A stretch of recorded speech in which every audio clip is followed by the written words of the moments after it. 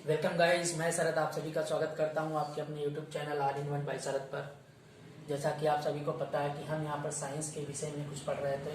इससे पिछले वाले वीडियो में हमने मापन चैप्टर को ख़त्म किया था और एनटीपीसी का एग्ज़ाम भी आ चुका है, डेट भी आ चुकी है। तो उसी के रिगार्डिंग अब हम लोग कुछ इम्पोर्टेंट टॉपिक्स उठाएंगे, जिसमें ये पहला टॉपिक आज हम आपके सामने लेकर आए हैं, जो कि साइंस से ही संबंधित है, शाखाएं एवं उस अध्ययन से। विज्ञान की जो इम्पोर्टेंट शाखाएं हैं, ठीक, उनके अध्ययनों के बारे में। तो चलिए, उम्मीद करते हैं आपको हमारे पिछले वाले वीडियोस पसंद आए होंगे, उनसे कुछ सीखने को मिला होगा। आज देखते हैं हम कुछ इम्पोर्टेंट लगभग 30 के करीब में शाखाएं, जिनसे कि क्वेश्चन पेपर में आते हैं। तो चलिए स्टार्ट करते हैं बिना देरी के। मैंने यहाँ पर कुछ शाखाएं लिख रखी हैं। हम जानेंगे इनके विषय में कि इनमें जो है किन किन चीज़ों का अध्ययन किया जाता है, किस शाखा में किस चीज़ का अध्ययन किया जाता है। चलिए कॉपी पेन लेके बैठिएगा, नोट करिएगा। और पेपर में एक ना एक जो है क्वेश्चन आने को तय है। यहाँ से एक क्वेश्चन तो आता ही आता है पेपर में। चलिए देखते हैं। पहला कह रहा है ओनिरोलॉजी। ओनिरोलॉजी विज्ञान की वह शाखा है जिसके अंतर्गत हम स्वप्नों का अध्ययन करते हैं।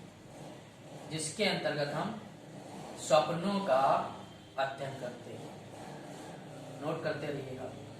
ओनिरोलॉजी विज्ञान की वह शाखा है जिसके अंतर्गत हम स्वप्नों का अध्ययन करते हैं।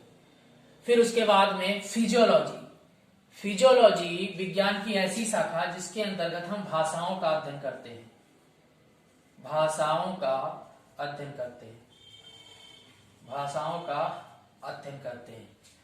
फिर उसके बाद में लिखा हुआ है फिलाटेली विज्ञान की ऐसी शाखा जिसके अंतर्गत हम टिकट होते हैं, उन टिकटों के संग्रह का अध्ययन करते हैं।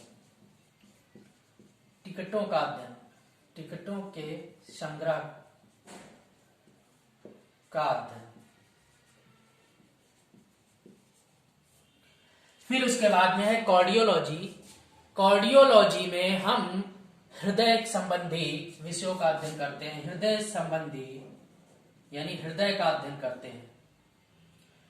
का अध्ययन करते हैं। फिर अगला है ऑप्थेल्मोलॉजी में हम आंख का अध्ययन करते हैं।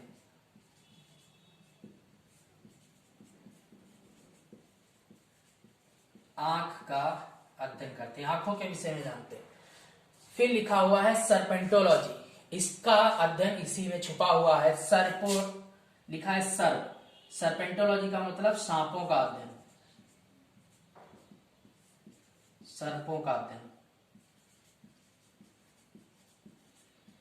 अध्ययन मतलब हम इनके विषय में जानते हैं। इस सर्पेंटोलॉजी, जैसे हम फिजिक्स में भौतिक वस्तुओं के गुणों के बारे में जानते हैं, हम बॉटनी में वनस्पति के बारे में जानते हैं, जूलॉजी में हम जीवों के बारे में जानते हैं, वैसे ही हम सर्पेंटोलॉजी में हम सांपों के बारे में अध्ययन करते हैं। फिर उसके बाद में है एयरोलॉजी में हम एयर मतलब वायु मतलब वायुमंडल,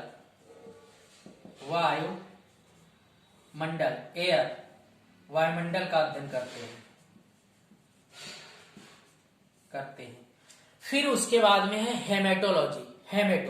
देखो यहां से हम देखते हैं सभी में कुछ ना कुछ ट्रिक्स छुपी हुई हैं। सर्पेंटोलॉजी मतलब सांपों का अध्ययन, सर्प आया। एयरोलॉजी मतलब एयर यानी कि वायु का अध्ययन। फिर उसके बाद में मेटो, यहां से हम शब्द उठाते हैं मोटो। अगर मोटा कौन होता है? जिसके अंदर ब्लड ज्यादा होता है, यानी कि हम रक्त का अध्ययन, ब्लड का अध्ययन।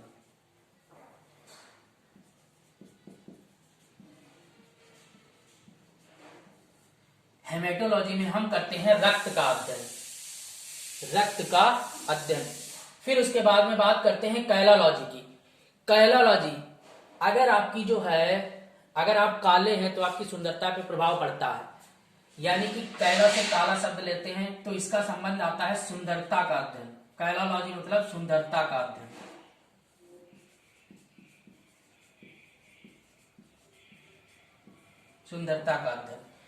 फिर उसके बाद में हम बात करते हैं न्यूमिस्मेटिक्स। न्यूमिस्मेटिक्स विज्ञान की ऐसी शाखा जिसमें हम सिक्कों का अध्ययन करते हैं। न्यूमिस्मेटिक्स का मतलब होता है, मैटिक्स मतलब गणना, सिक्कों की गिने जाते हैं, सिक्के गिने जाते हैं। गिनते क्या है? मैटिक्स सिक्के गिनते हैं। तो इसमें हम आएंगे सिक्कों का अध्ययन। सिक्कों का अध्ययन नोट कर लीजिएगा इतने, नीचे शायद दिख ना रहा होगा, ऊपर लिखते हैं। देखिए, ऑनरोलॉजी स्वप्नों का अध्ययन, फिजियोलॉजी फिजा मतलब भाषा, भाषाओं का अध्ययन, फिलाटेली का मतलब टिकटों का अध्ययन, टिकटों का अध्ययन, टिकट टल गया तो बहुत हम अपनी यात्रा नहीं कर पाएंगे। कार्डियोलॉजी का मतलब हृदय का अध्ययन, ऑफ्थेल्मोलॉजी मतलब आंखों का अध्ययन, सर्पेंटोलॉजी मतलब सर्पों का अध्ययन, एरो मतलब एयर वायुमंडल का अध्ययन, हेमेटो रक्त जिसके अंदर होगा वो मोटा होगा, रक्त का अध्ययन, कैलोलॉजी सुंदरता का अध्ययन, काले होगा सुंदरता पे इफेक्ट पड़ेगा। न्यूमिस्मेटिक्स मतलब सिक्के गिने क्या जाते हैं? सिक्के गिने जाते हैं। तो यहां तक हो गया होगा, इतने रफ करते हैं हम, नोट कर लीजिएगा। चलिए अब आगे देखते हैं, इनको हम ऊपर लिख देते हैं।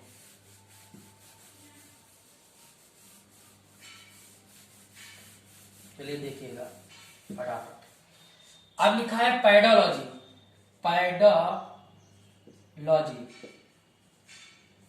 पैडोलॉजी। दूसरा लिखा है साइटोलॉजी, तीसरा लिखा है कायरोलॉजी, फिर लिखा है ऑस्टियोलॉजी,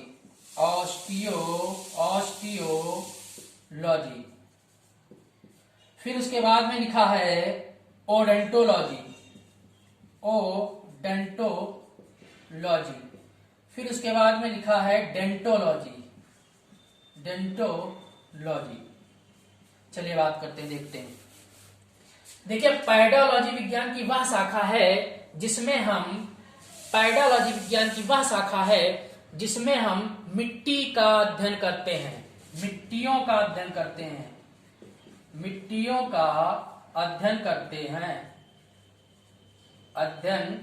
हैं। तो पैडोलॉजी विज्ञान की वह शाखा है जिसमें हम मिट्टियों का अध्ययन करते हैं। फिर बात करते हैं साइटोलॉजी की।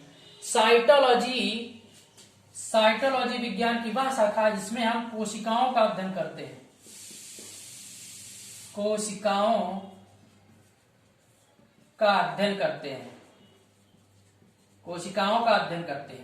फिर बात करते हैं कायरोलॉजी। तो कायरोलॉजी विज्ञान की ऐसी शाखा जिसके अंतर्गत हम केंद्रक का अध्ययन करते हैं, केंद्रक का अध्ययन क्या कहलाता है? कायरोलॉजी। ऑस्टियोलॉजी का मतलब होता है हड्डी मतलब ऑस्टियोलॉजी का मतलब होता है विज्ञान की ऐसी शाखा जिसके अंतर्गत हम हड्डियों का अध्ययन करते हैं, अस्थियों का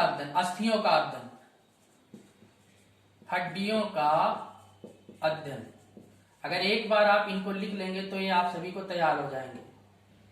फिर उसके बाद में देखो, ओडोंटोलॉजी और डेंटोलॉजी दोनों दांतों से संबंधित है, बस उसमें एक अंतर है। जो ओडोंटोलॉजी है इसके अंतर्गत हम दांतों के विषयों में जानते हैं, और जो डेंटोलॉजी है इसके अंतर्गत हम दांतों से संबंधित रोगों के बारे में अध्ययन करते हैं।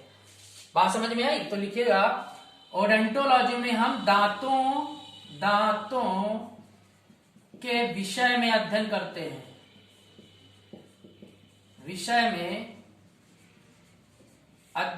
हैं, जबकि डेंटोलॉजी में हम क्या करते हैं? दांतों संबंधी रोगों के बारे में अध्ययन करते हैं,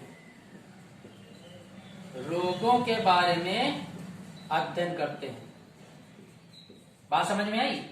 तो इतनी तैयार हो गई होंगी। पैडोलॉजी मतलब मिट्टियों का अध्ययन, साइटोलॉजी मतलब कोशिकाओं का अध्ययन, कायरोलॉजी मतलब केंद्रक का अध्ययन, ऑस्टियोलॉजी मतलब हड्डियों का अध्ययन, अस्थियों का अध्ययन, ओडेंटोलॉजी मतलब दांतों के विषयों का अध्ययन, और डेंटोलॉजी मतलब दांतों संबंधी रोगों का अध्ययन। अगर इस लॉजी शब्द को हटाकर लॉजिस्ट लगा दिया जाता है तो इसका मतलब हो जाता है इस अध्ययन को करने वाला। अगर हम लॉजी शब्द हटाकर डेंटोलॉजिस्ट कर दें, इसका मतलब वो व्यक्ति जो दांतों संबंधी रोगों के बारे में अध्ययन करता है। तो ये याद रखना, जितनी भी लॉजी है, अगर लॉजी को हटाकर लॉजिस्ट कर देते हैं तो उसका मतलब अध्ययन करने वाला। नोट करिएगा, हटाते हैं इसको।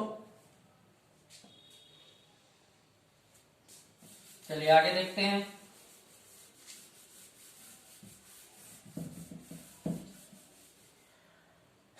अब बात करते हैं, पहली इधर लिखी हुई है कुछ नेफ्रोलॉजी, नेफ्रोलॉजी, फिर उसके बाद में न्यूरोलॉजी, न्यूरोलॉजी, फिर उसके बाद में माइकोलॉजी, माइकोलॉजी, फिर उसके बाद में फाइकोलॉजी, फिर उसके बाद में है एंथोलॉजी, एंथोलॉजी। चलिए पहले इनको देखते हैं, 5-5 करके देख लेते हैं। देखिए नेफ्रोलॉजी मतलब होता है नेफ्रॉन, नेफ्रॉन से बनी कौन सी संरचना होती है शरीर में, हमारे किडनी। इसलिए जो नेफ्रोलॉजी का मतलब होता है, ये होता है किडनी का अध्ययन, किडनी अर्थात वृक्क का अध्ययन, वृक्क का अध्ययन। और इस अध्ययन को करने वाला नेफ्रोलॉजिस्ट कहलाता है। न्यूरो मतलब न्यूरॉन, न्यूरॉन से हमारे शरीर में तंत्रिका कोशिकाएं बनती, इसलिए न्यूरोलॉजी का मतलब होता है तंत्रिकाओं का अध्ययन, तंत्रिकाओं का अध्ययन। तंत्रिका मतलब हमारा नर्वस सिस्टम, अध्ययन। अगर हमारे सर में कोई प्रॉब्लम है, अगर हमारे सर में कोई समस्या है तो हम न्यूरोलॉजिस्ट से मिलते हैं, अगर हमारे किडनी में कोई समस्या है तो हम नेफ्रोलॉजिस्ट से मिलते हैं, ये बात याद रखिएगा। फिर उसके बाद में बात करते हैं माइकोलॉजी। तो माइकोलॉजी का अर्थ होता है, माइकोलॉजी ऐसी विज्ञान की शाखा है जिसके अंतर्गत हम कवकों का अध्ययन करते हैं, कवकों का अध्ययन करते हैं, फंगस। और फाइकोलॉजी वो शाखा है जिसके अंतर्गत हम शैवालों का अध्ययन करते हैं, यानी कि एल्गे, शैवालों का अध्ययन करते हैं। बात समझ में आई। और एंथोलॉजी में हम फूलों संबंधित फूलों का अध्ययन करते हैं, फूलों के बारे में जानते हैं, फूलों का अध्ययन। एंथोलॉजी में हम फूलों का अध्ययन करते हैं, नेफ्रोलॉजी में किडनी का अध्ययन करते हैं, न्यूरोलॉजी में तंत्रिकाओं का अध्ययन करते हैं, माइकोलॉजी कवकों का अध्ययन होता है, फाइकोलॉजी शैवालों का अध्ययन होता है। समझ में आया? नोट करें, रफ करें। ओके चलिए पढ़ लीजिए। पेपर की डेट 28 दिसंबर से बताई जा रही है, लेकिन कोई कंफर्म अभी नहीं है। चलिए देखते हैं आगे। हम देखते हैं पोमोलॉजी। अगर पेपर हुआ तो पेपर में क्वेश्चन 100% एक क्वेश्चन आएगा जरूर, इसलिए तैयार रहिएगा। फिर उसके बाद में बढ़ते हैं डेंड्रोकोनोलॉजी, 1 नंबर पक्का अगर ये तैयार है तो। डेंड्रोकोनोलॉजी अगर आप लोग पढ़ते रहेंगे तो सारे नंबर क्लियर हो जाएंगे। हिस्टोलॉजी,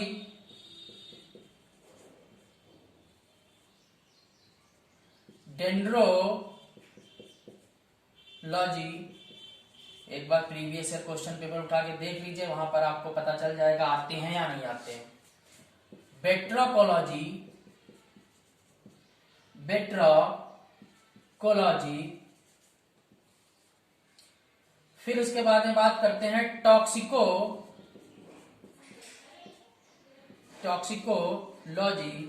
चूंकि समय बहुत कम बचा है, इसलिए अब हम केवल इंपॉर्टेंट टॉपिक पर ही वीडियो बनाएंगे और आप लोगों को बताएंगे। चलिए देखते हैं। इससे बाद वाली वीडियो शायद अब आज से शायद आपको जीएस की भी वीडियो मिलनी चालू हो जाएगी। उसके बाद में साइंस में इसके आगे शायद जीवाणु और उनसे संबंधित रोग और वायरस जितने भी हैं, रोग और रोगाणुओं से संबंधित वीडियो आएगा, तो उसको देखना मत भूलिएगा। चलिए पोमोलॉजी की बात करते हैं। तो पोमोलॉजी का मतलब होता है फलों का अध्ययन, फलों का अध्ययन। डेंड्रोकोनोलॉजी का मतलब होता है पेड़ों में पड़े वलयों यानी छल्लों का अध्ययन। पेड़ में पड़े छल्लों से क्या होता है, पेड़ों की आयु निर्धारित की जाती है। छल्ले देखकर पेड़ों की आयु निर्धारित की जाती है। उन छल्लों का जो अध्ययन होता है वो कहलाता है डेंड्रोकोलॉजी, अर्थात पेड़ों में पड़े वलयों का अध्ययन, वलयों का अध्ययन। फिर उसके बाद में करते हैं हिस्टोलॉजी, बहुत ही इंपॉर्टेंट है, ये बहुत बार पूछा गया। हिस्टोलॉजी का मतलब होता है ऊतकों का अध्ययन, ऊतक जिनसे शरीर का निर्माण होता है, ऊतकों का अध्ययन। हिस्टोलॉजी मतलब ऊतकों का अध्ययन। फिर बात करते हैं डेंड्रोलॉजी। देखिए ये है डेंड्रोकोनोलॉजी, ये है डेंड्रोलॉजी। डेंड्रोकोनोलॉजी मतलब पेड़ों में बड़े पड़े वलयों का अध्ययन, और डेंड्रोलॉजी का मतलब होता है झाड़ियों का अध्ययन, झाड़ियों का अध्ययन। फिर बात करते हैं बेट्राकोलॉजी। तो टर कौन करता है? मेढक। तो मेढक का अध्ययन, कीवर्ड निकाला करिए आप लोग, बेट्रा मेढक। फिर है टॉक्सिकोलॉजी। टॉक्सिन का मतलब क्या होता है? हमारे शरीर में कहते हैं टॉक्सिन्स जमा हो जाते हैं, मतलब विषैले पदार्थ यानी कि विष। यानी टॉक्सिकोलॉजी में हम लोग विष का अध्ययन करते हैं, विष का अध्ययन, विष का अध्ययन। नोट करिएगा जल्दी से फटाफट। चलिए आगे बढ़ते हैं।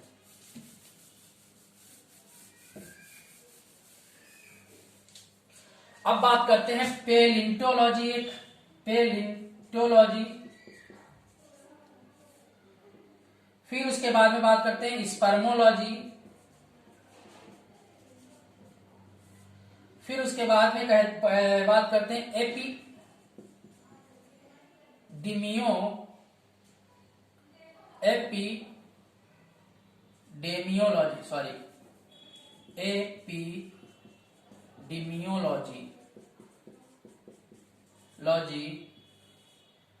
फिर उसके बाद में बात करते हैं लाइकोनोलॉजी,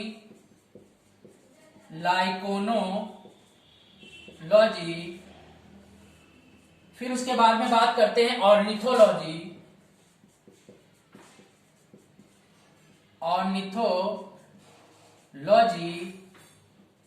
फिर उसके बाद बात करते हैं ओशिनोग्राफी। अब बात करते हैं, देखिए पेलिंटोलॉजी का मतलब होता है जीवाश्मों का अध्ययन। जीवाश्म जितने भी होते हैं उनका अध्ययन कहलाता है पेलिंटोलॉजी। जीवाश्मों का अध्ययन कहलाता है पेलिंटोलॉजी। स्पर्मोलॉजी का मतलब होता है बीज का अध्ययन, बीज का अध्ययन कहलाता है स्पर्मोलॉजी, बीज का अध्ययन कहलाता है स्पर्मोलॉजी। पेलिंटोलॉजी का मतलब होता है जीवाश्मों का अध्ययन। देखिए एपिडेमियोलॉजी का मतलब होता है, एपिडेमिक मतलब त्वचा, जो त्वचा संबंधी रोग होते हैं, जो एपिडेमिक संबंधी रोग होते हैं, उनका अध्ययन कहलाता है एपिडेमियोलॉजी। एपिडेमिक रोगों का अध्ययन। फिर देखिए बात करते हैं लाइकेनोलॉजी का मतलब होता है लाइकेन, इसी में छुपा हुआ है लाइकेन का अध्ययन, लाइकेन का अध्ययन।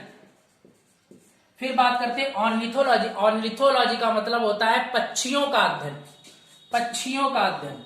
यह भी पिछले साल पेपर में पूछा गया है, पक्षियों का अध्ययन, जो लास्ट ईयर एनटीपीसी हुआ था उसमें आया था। फिर ओशिनोग्राफी का मतलब होता है, ओशियन मतलब समुद्र, महासागर, तो ओशिनोग्राफी का मतलब होता है महासागरों का अध्ययन,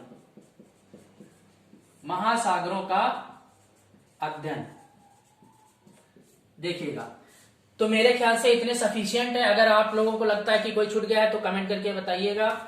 अगर समझ में आया होगा तो वीडियो को लाइक करें, शेयर करें, सब्सक्राइब करें चैनल को, और इनको एक बार नोट करिए और अगली वीडियो का इंतजार कीजिए। धन्यवाद।